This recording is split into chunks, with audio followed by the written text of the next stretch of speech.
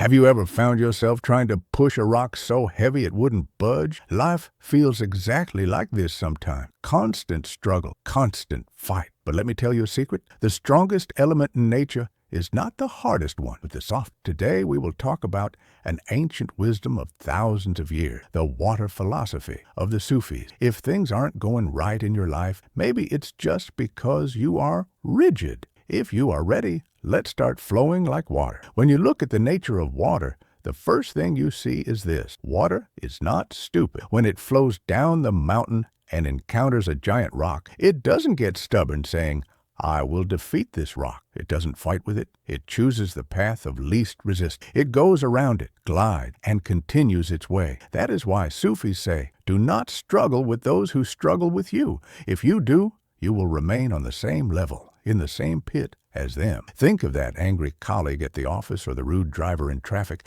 Instead of crashing into them, flowing past them, this is not coward. It is a wise strategy. If you wonder how to apply this philosophy to your life, subscribe to the channel, because what comes next might change your life. But what if the path is completely blocked? What does water do? Does it give up? Never. It accumulates quietly. Calmly, it accumulates. It gathers its strength and overflows that obstacle. If it cannot overflow, then it draws its greatest weapon, patience. Patience is thought to be sitting and waiting without doing anything. However, patience is like drops of water. It is not the force of water that pierces even the hardest marble, but the persistence of the drop. As Shams of Tabriz said, patience is not sitting and waiting. It is foreseeing. It is looking at the thorn and seeing the rose, looking at the night and seeing the day. Do not give up when you don't reach your goal. Just keep dripping. Persistence is sharper than talent. Another rule of water, it never stops, because stagnant water gets muddy. Water that doesn't flow rots, smells, produces poison. The human mind is like this too. The day you say, I have arrived, is the day you start to rot. You need to leave yesterday in yesterday and learn something new today. So, when was the last time you truly renewed yourself? Think about this and write in the comments. And most importantly, adaptation. Water takes the shape of the container it enters, but never loses its essence. You put it in a cup, it becomes the cup. You put it in a bottle, it becomes the bottle. As Bruce Lee said, be water,